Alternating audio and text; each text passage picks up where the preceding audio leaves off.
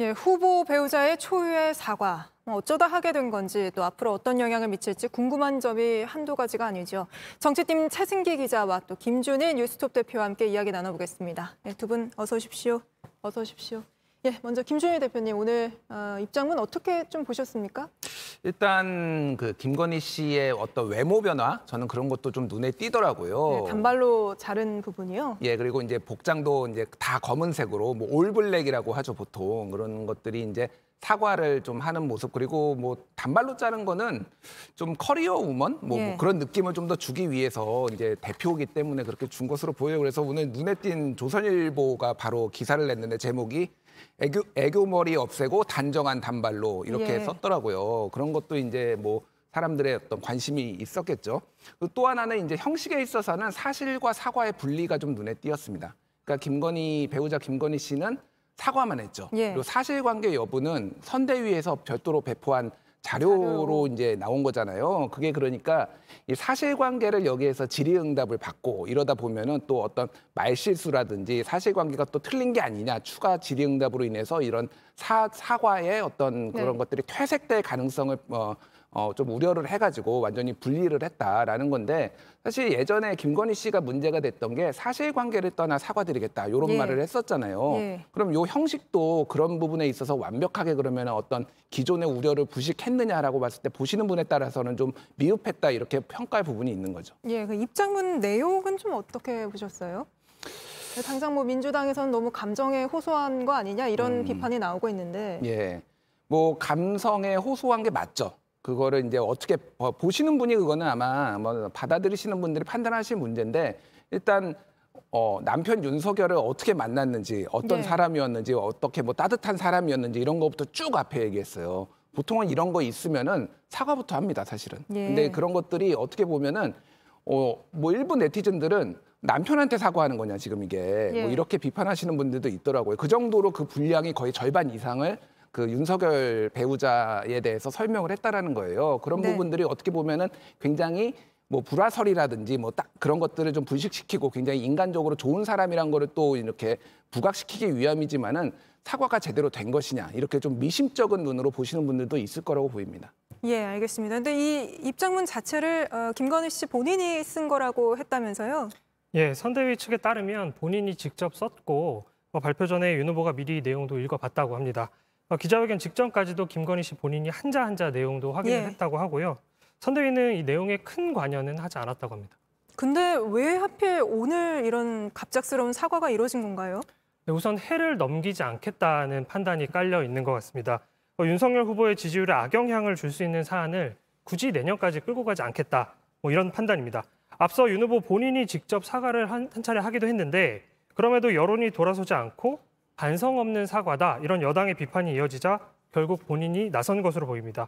그리고 선대위 측에 따르면 김건희 씨 본인도 직접 사과를 하겠다는 의지가 상당히 강했다고 합니다. 예, 그 윤석열 후보의 지지율도 영향을 미치지 않았을까 이런 결정에 그런 생각이 좀 드는데요.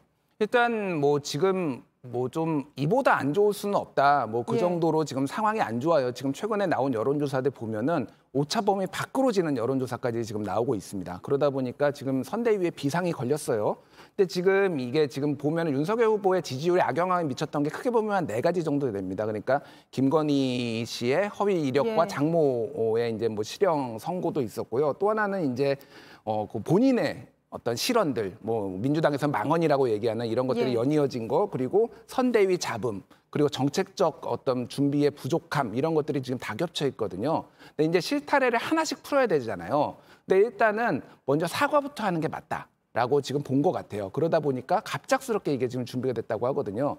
여기에서 시작을 해서 하나하나씩 올라가겠다라는 건데, 이것만으로 지지율이 많이 오르지는 어려울 겁니다. 왜냐하면 이렇게 중첩돼 있으니까. 근데 이제 시작이다라고 선대위 측에서는 얘기를 하고 있더라고요. 그러면 김 대표 보기에는 별로 지지율에 뭐 긍정적인 영향이 없을 거다 이렇게 내다보시는 건가요? 이것만으로 갑자기 반등을 하기에는 어렵다. 방금 말씀드렸지만은 이게 윤석열 후보의 공정과 상식이 자기 가족에게는 적용되지 않는다라는 의구심을 완전히 지울 수는 없고 지금 중도층들이 상당히 예. 그러니까 무응답층으로 떠나 있어요. 지금 여론조사를 보면은 다 뭐 이재명 후보한테 간 건 아니거든요. 예. 그런 부분에 있어서는 윤석열 후보한테 긍정적인 부분이 분명히 있습니다. 언제든지 돌아올 수 있는 거. 근데 다 부식된 건 아니기 때문에 시간이 좀 더 필요하다. 다른 부분에 있어서 윤석열 후보가 재차 사과를 한 번 더 한다든지 이런 부분에 있어서 조금 더 좀 예. 긍정적인 모습이 필요합니다. 그리고 이번에 또 하나 좀 약간 드러난 문제점이기도 한데요. 이 선대위에서 이런 중요한, 굉장히 선대위 입장에선 중요한 기자회견 아닙니까? 이런 일정이 잡혔는데 오전에 선대위에서는 모른다. 이런 우왕좌왕하는 모습이 보이지 않았나요? 네, 맞습니다. 선대위 내부에서도 하루 종일 혼선이 좀 있었습니다. 예. 기자들한테도 회견이 열리기 불과 50분 전에야 회견을 연다는 사실이 공지가 됐는데요. 선대위 내 일부 극소수만 관련 사실을 알고 있는 등 사전에 내부 조율이나 소통이 잘 되지 않았다 이런 측면으로도 볼 수 있을 것 같습니다. 그러니까요. 요즘에 뭐 이른바 윤핵관이라고 해가지고 그런 논란이 계속 이어지고 있는 와중에 이런 기자회견마저도 선대위에서 잘 알지 못했다는 게 드러난 것 같아요.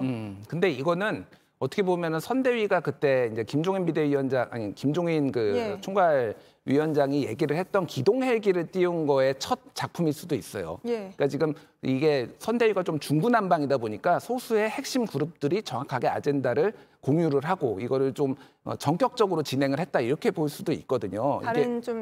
다른 사람들과 공유를 안 하고요. 예, 그 공유를 안 하고 그러니까 이것들이 이렇게 나갔으니 앞으로는 여기에 다 좀 이 방향으로 해라라는 식으로 이제 앞으로 선대위를 이런 식으로 계속 운영할 가능성도 좀 보이는 것 같아요. 예. 예, 그리고 오늘 해명 자료 14쪽 냈는데 그중 3쪽을 할애해가지고 접객원 의혹에 대해서 굉장히 강하게 반박을 했어요. 이게 좀 눈에 띄던데요. 예.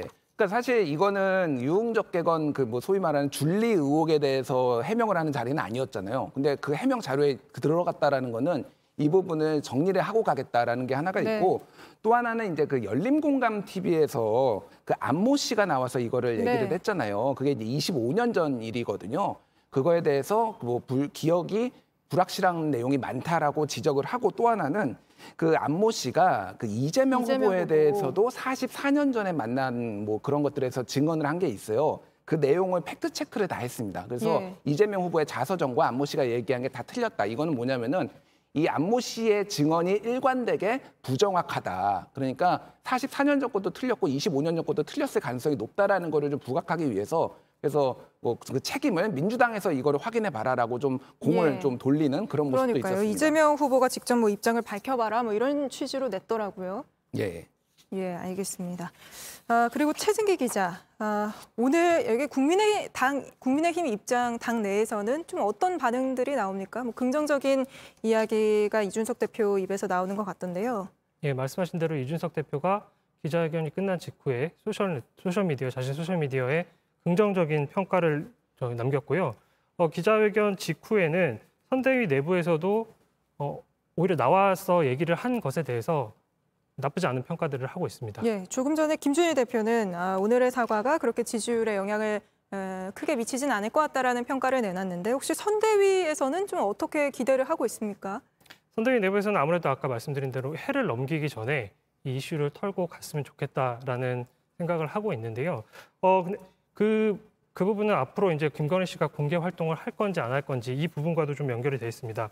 그래서 아까 김건희 씨가 얘기를 한 게 결론적으로는 일단 아직 알 수가 없습니다. 김건희 씨 본인은 윤 후보가 대통령이 되는 경우라도 아내의 역할에만 충실하겠다 이렇게 얘기를 했는데 이후 선대위 측에선 배우자 팀을 꾸리겠다. 나름대로 역할을 수행하게 될 것이다. 이렇게 설명을 하기도 했습니다. 예, 알겠습니다. 그럼 마지막으로 김준일 대표. 지금 이게 영부인 선거가 아니다. 이런 얘기를 지금 국민의힘에서는 굉장히 강하게 주장을 하고 있는데 이게 좀 전략에 효과가 있을까요? 그러니까 그거를 이제 선대위에서 주장을 하는 것과 국민들이 받아들이는 거는 전혀 좀 다른 문제죠. 그러니까 이번처럼 또 배우자나 가족에 대해서 검증이 칼날이 이렇게 매서운 적이 없잖아요. 근데 실제 여론조사들을 보면은 60에서 70%는 검증해야 된다 이렇게 얘기를 하고 있거든요. 분명히 영향을 어느 정도 주고 있다라는 거를 부인을 할 수 없어요. 그러니까 국민의힘에서도 이렇게 정리를 하려고 하는 거죠. 그러니까 앞으로도 이거는 조금 리스크가 남아있다 이렇게 볼 수 있을 것 같아요. 예, 알겠습니다. 오늘 두 분 말씀 여기까지 듣겠습니다. 고맙습니다.